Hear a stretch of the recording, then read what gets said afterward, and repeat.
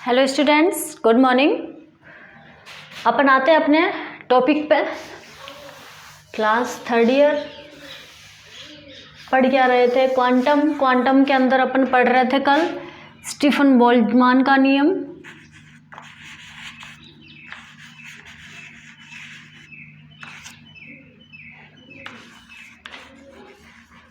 तो चलो आ जाओ, बात करते हैं अपन।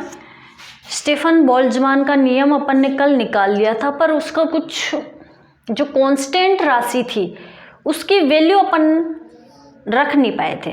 ठीक है, तो जहाँ पे कल अपन ने छोड़ा था बात करते हैं उससे आगे की। ठीक है, आ जाओ बोर्ड पे। तो देखो, स्टीफन बोल्ट्जमान के नियम का फॉर्मूला क्या था? देखो जी, अपने पास क्या लिखा था अपन ने? ऐसे कुछ लिखा था, E इक्वल क्या था अपने पास? 2π5 की पावर 5 k की पावर 4 अपॉन 15 hc और c क्यूब, ऐसे ही था। और t पावर जी कहाँ था? यहाँ था। ठीक है, अब इसके अंदर मैंने कल बताया था कि सारी राशि क्या है, यहाँ पे कांस्टेंट है। ठीक है, यहाँ पे क्या है? टोटली राशि जो है यहाँ पे वो क्या है? नियत राशि है। तो पाई भी नियत है, के भी नियत है, कांस्टेंट है, एच भी कांस्टेंट है और सी भी क्या है? कांस्टेंट है। तो अपन ने इसको कल नाम दिया था कि 2π की पावर 5 k की power 4 upon 15 h cube c की पावर क्यूब को अपन ने कुछ सिग्मा बोला था। ठीक है, सिग्मा क्या होता है? देखो यहाँ पे स्टीफन कांस्टेंट होता है। सिग्मा क्या होता है यहाँ पे? स्टीफन कांस्टेंट होता है।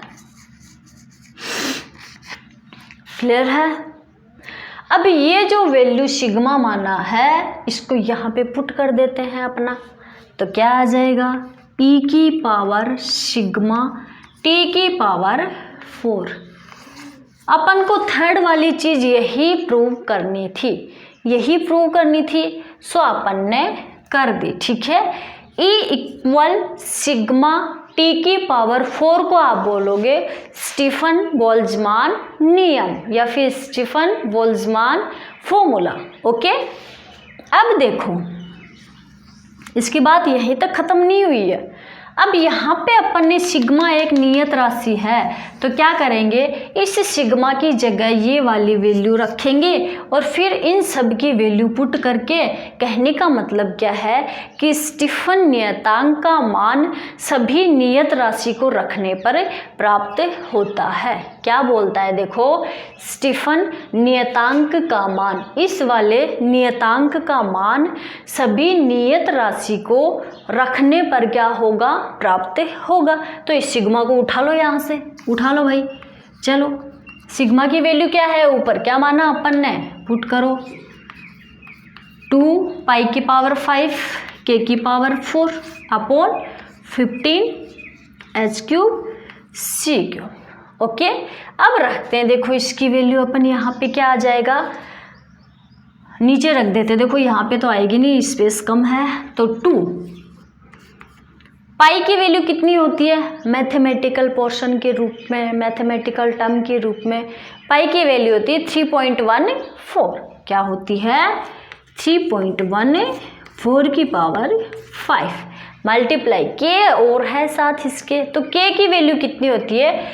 1.38 10 टू पावर माइनस 23।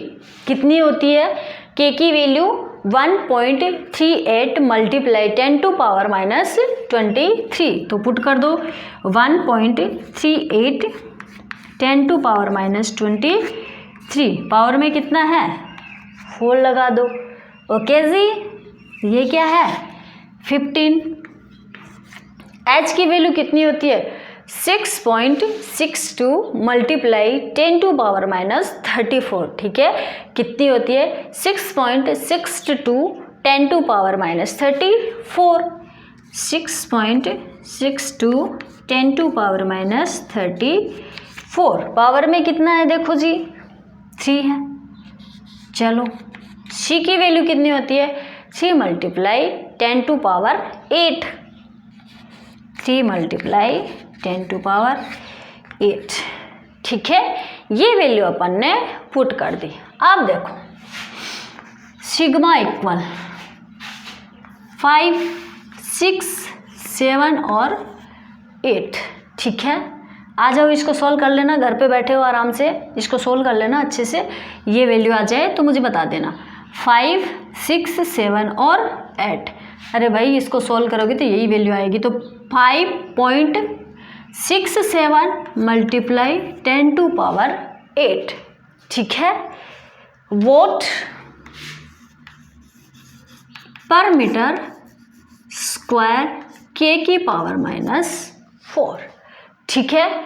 ये इसका क्या आ जाएगा, मात्रक के रूप में आ जाएगा। तो ये अपनी क्या हो गई, सिग्मा स्टीफन नियतांक की राशि हो गई, ठीक है। ये अपना कंप्लीट हुआ यहाँ तक स्टीफन बोल्ट्जमान नियम या स्टीफन बोल्ट्जमान फॉर्मूला। क्लियर है यहाँ तक? चलो जी, आज अपन बात करते हैं, अपने न्यू टॉपिक स्टार्ट करते हैं, कॉम्पटन इफेक्ट। क्या? Compton effect. क्या होता है कॉम्पटन इफेक्ट? कॉम्पटन प्रभाव, ठीक है।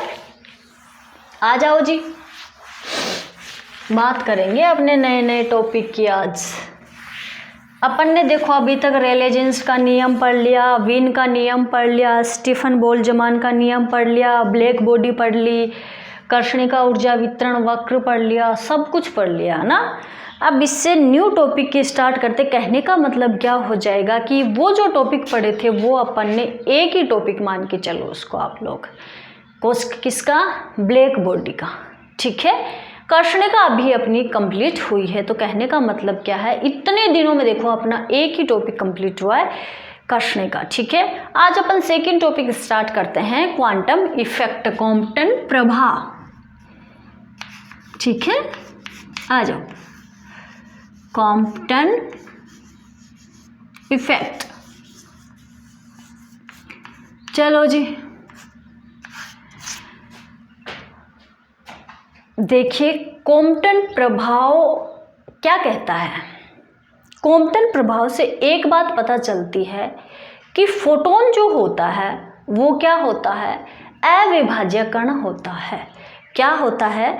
फोटोन जो होता है वो अविभाज्य कण होता है, कि मतलब ये कभी नहीं टूटेगा, ठीक है। ये अपनी ऊर्जा दे देगा, ऊर्जा दे सकता है पर ये टूटेगा नहीं, ठीक है। तो देखो, तो अपन क्या करेंगे, इसके लिए क्वेश्चन पूछ लिया जाता है अपने कि सिद्ध करो कि फोटोन एक अविभाज्य कण है। देखो कॉम्पटन क्या बोलता है, बात किसकी कर रहे हैं, कॉम्पटन प्रभाव की बात कर रहे हैं, ठीक है। तो कॉम्पटन ही बोलेगा। तो कॉम्पटन क्या बोलता है कि जो फोटोन जो होता है ना वो एक अविभाज्य कण होता है। अविभाज्य का मतलब कि वो कभी टूटता नहीं है, ठीक है। वो अपनी ऊर्जा देकर चला जाएगा पर वो टूटेगा नहीं, ठीक है। क्या करेगा, ऊर्जा देकर चला जाएगा पर वो फोटोन जो होता है वो टूटेगा नहीं। तो एक क्वेश्चन पूछ लिया जाता है अपने, अक्सर एग्जाम में आता रहता है कि सिद्ध करो कि फोटोन अविभाज्य कण है, ठीक है। इतना ही क्वेश्चन आएगा, कितना, कि सिद्ध करो कि फोटोन एक अविभाज्य कण है। क्वेश्चन इतना ही है। अब इसका आंसर देखना कि कितना बड़ा है, ठीक है। तो आप लोगों को अब क्वेश्चन आ जाए कि सिद्ध करो कि फोटोन अविभाज्य कण है, उसके लिए अपन पढ़ेंगे कॉम्पटन प्रभाव, ठीक है। आ जाओ, फोटोन जो होता है, ध्यान से सुनना, एक शिथिल बंध, शिथिल बंध किसको बोलोगे, जो बहुत कमजोर बॉन्ड होता है ना, उसको आप क्या बोलोगे, एक शिथिल बंध बोलोगे, ठीक है। फोटोन एक शिथिल बंध इलेक्ट्रॉन पर क्या करता है, टक्कर करता है, ठीक है। या फिर फोटोन जो होता है वो एक शिथिल बंध इलेक्ट्रॉन पर, फोटोन इधर से आया, ये शिथिल बंध इलेक्ट्रॉन है, क्या करूँ, ये मानो आपने तो इतने बड़ा मानो, ठीक है। अपने मान लो ये फोटोन इधर से आया, ये कोई शिथिल बंध है, बहुत कमजोर बॉन्ड है ये, ठीक है।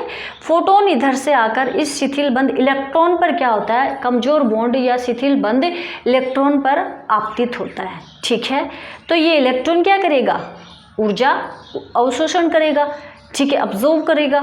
अगर ग्रहण करेगा तो ये इलेक्ट्रॉन क्या होगा, एक निश्चित दिशा में या फिर एक दिशा में क्या कर जाएगा, गति कर जाएगा, ठीक है।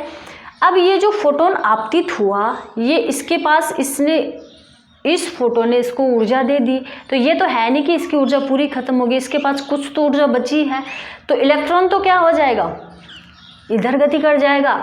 और ये जो फोटोन आपतित होता है ये अपनी ही थोड़ी सी ऊर्जा लेके कहाँ चला जाएगा, इधर आपतित हो जाएगा, ठीक है। चलो आ जाओ अपन बात करते हैं एक छोटी सी डायग्राम बना के।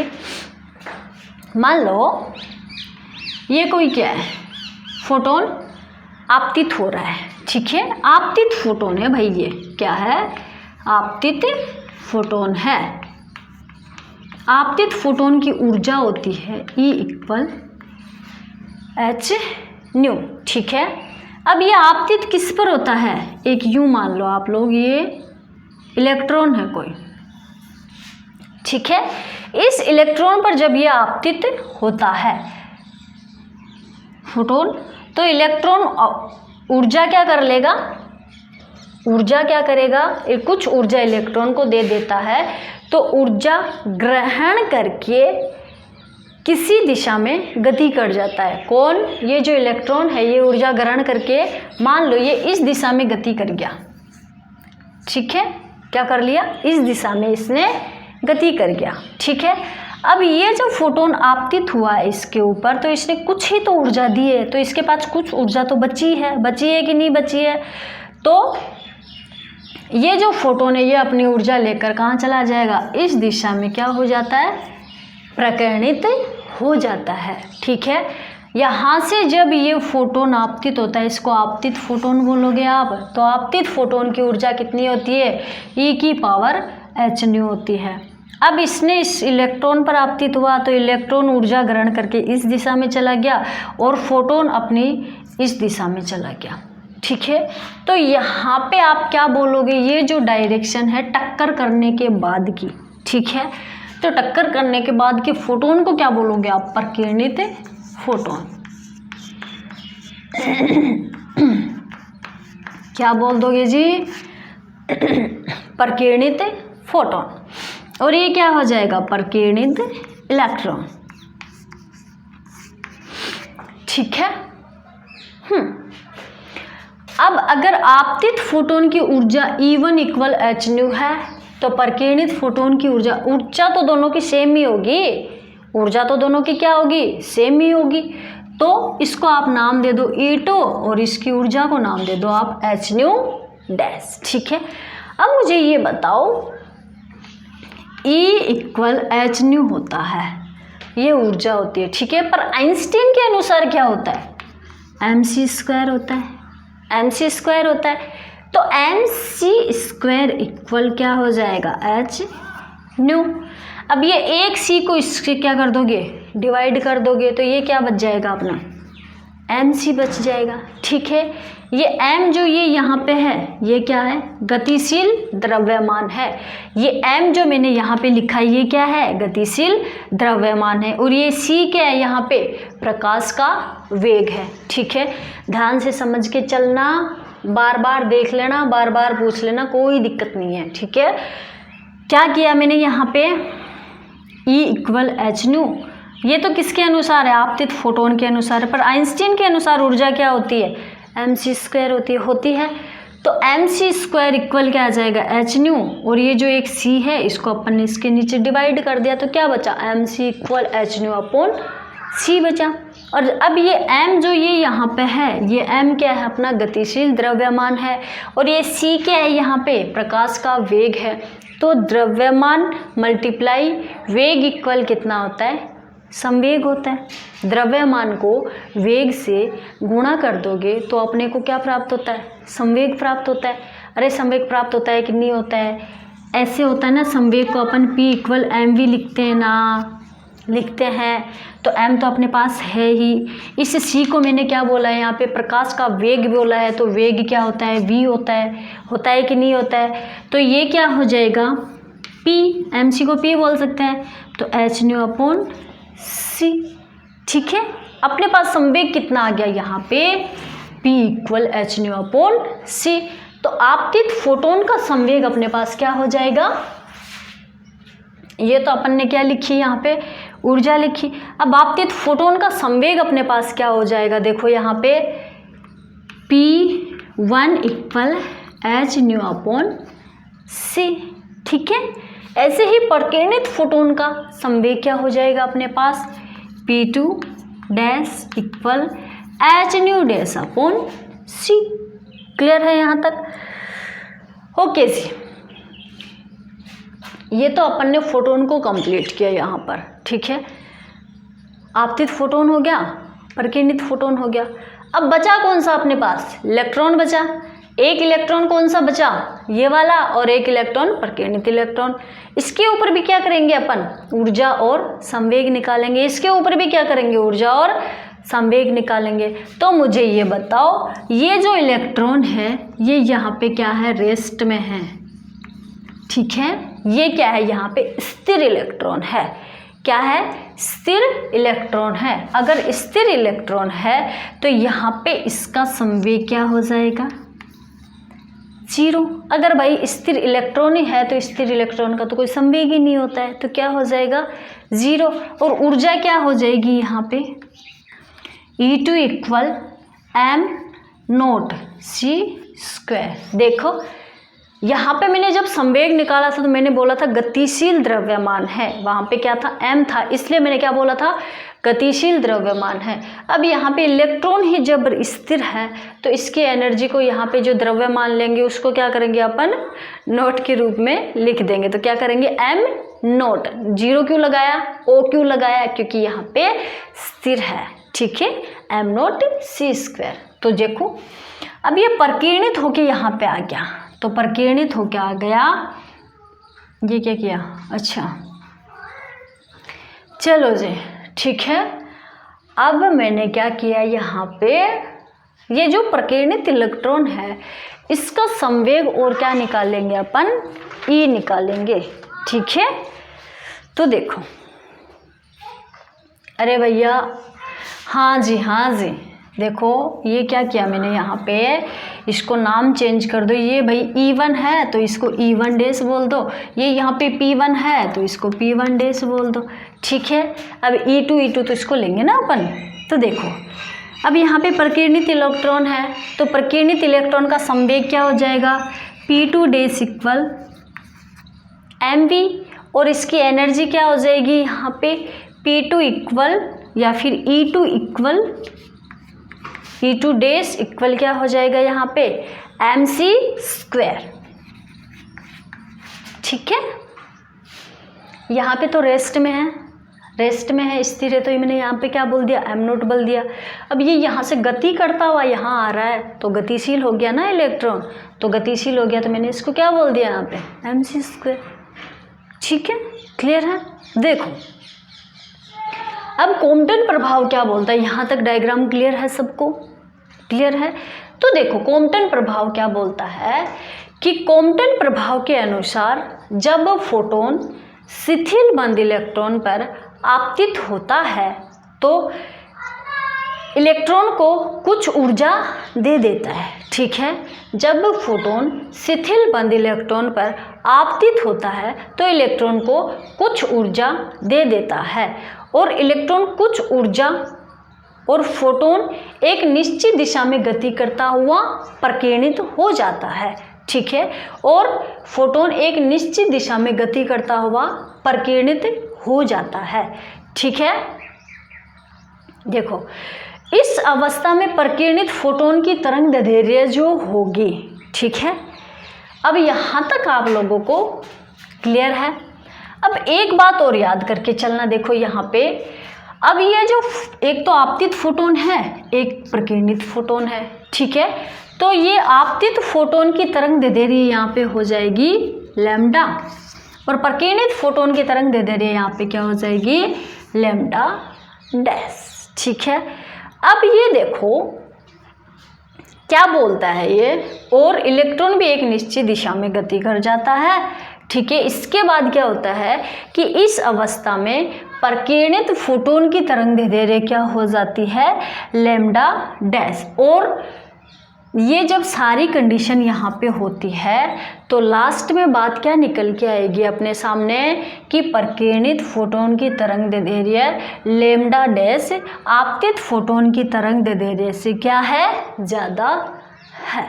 ठीक है, क्या निकल के आएगी कि प्रकीर्णित फोटोन की तरंग दैर्ध्य लैम्डा डैश आपतित फोटोन की तरंग दैर्ध्य लैम्डा से क्या हो जाएगी, ज़्यादा है। क्लियर है?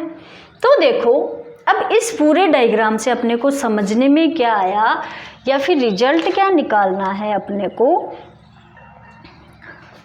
ठीक है, सिद्ध क्या करना है अपने को, देखो यहाँ पे कि lambda dash greater than lambda. ठीक है, कॉम्पटन प्रभाव के अंदर क्या सिद्ध करना है, lambda dash greater than lambda है।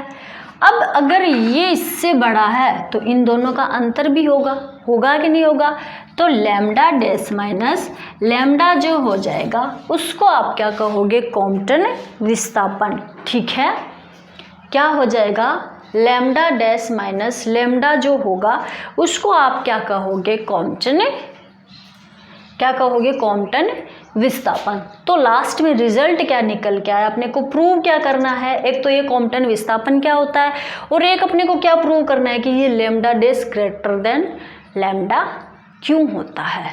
ठीक है, यहाँ तक क्लियर है सबको। देखो जी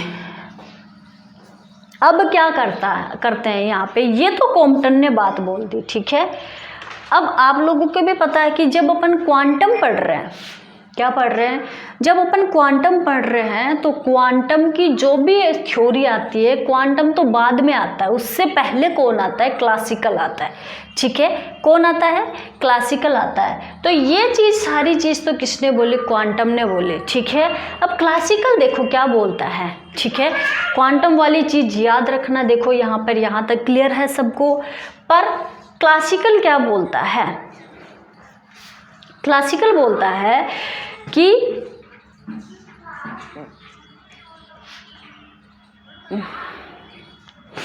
क्लासिकल बोलता है कि फोटोन जो होता है वो किसी पृष्ठ पर आपतित होता है। क्या बोलता है कि आप फोटोन आपतित करते हैं तो किसी पृष्ठ पर, तो इलेक्ट्रॉन उस प्रकाश की ऊर्जा को क्या कर लेता है, अवशोषित कर लेता है। ठीक है, तो देखो क्या बोलता है, मान लो ये कोई फोटोन है, कोई पृष्ठ लिया अपन ने। ठीक है, ये चीज़ कौन बोल रहा है, क्लासिकल बोल रहा है। ठीक है, तो क्लासिकल बोल रहा है कि यहाँ पे अगर आपने कोई फोटोन आपतित किया इस इलेक्ट्रॉन पर, ठीक है, यहाँ पे भी कोई इलेक्ट्रॉन है, ये अपन ने कोई पृष्ठ ले लिया। क्लासिकल क्या बोलता है कि जब आप लोगों ने यहाँ पर फोटोन आपतित किया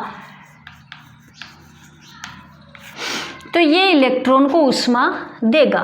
ठीक है, इलेक्ट्रॉन ऊष्मा अवशोषित कर लेगा। ठीक है, तो फिर भी क्लासिकल क्या बोलता है, जितनी ऊष्मा इसने इसको दी है ना, उतनी ही ऊष्मा या ऊर्जा में ये जो फोटोन आपतित हुआ है ये अपनी ही कंपन, अपनी ही अवस्था में कंपन करते हुए इतनी ही ऊष्मा ले जाके क्या हो जाएगा, ये प्रकीर्णित हो जाएगा। ये क्या बोल रहा है, देखो क्लासिकल का कहने का मतलब ये है कि फोटोन जितनी ऊर्जा इलेक्ट्रॉन को देता है उतनी ही ऊर्जा, ध्यान से सुनो, क्लासिकल क्या बोलता है कि फोटोन जितनी ऊर्जा इलेक्ट्रॉन को देता है वो इलेक्ट्रॉन ऊष्मा अवशोषित कर लेता है। अवशोषित करने के बाद जितनी ऊर्जा इलेक्ट्रॉन को दी उतनी ही ऊर्जा में अपनी अवस्था में कंपन करते हुए उतनी ही ऊष्मा ले जाके क्या हो जाता है, प्रकीर्णित हो जाता है। तो क्लासिकल का कहने का मतलब क्या हुआ कि एक ही आवृत्ति पर कंपन करते हुए प्रकीर्णित हो जाता है। तो क्लासिकल क्या बोलता है कि आपतित जो फोटोन था उसकी तरंग दैर्ध्य भी क्या है, लैम्डा है, और प्रकीर्णित जो हुआ उसकी भी तरंग दैर्ध्य क्या है, लैम्डा है।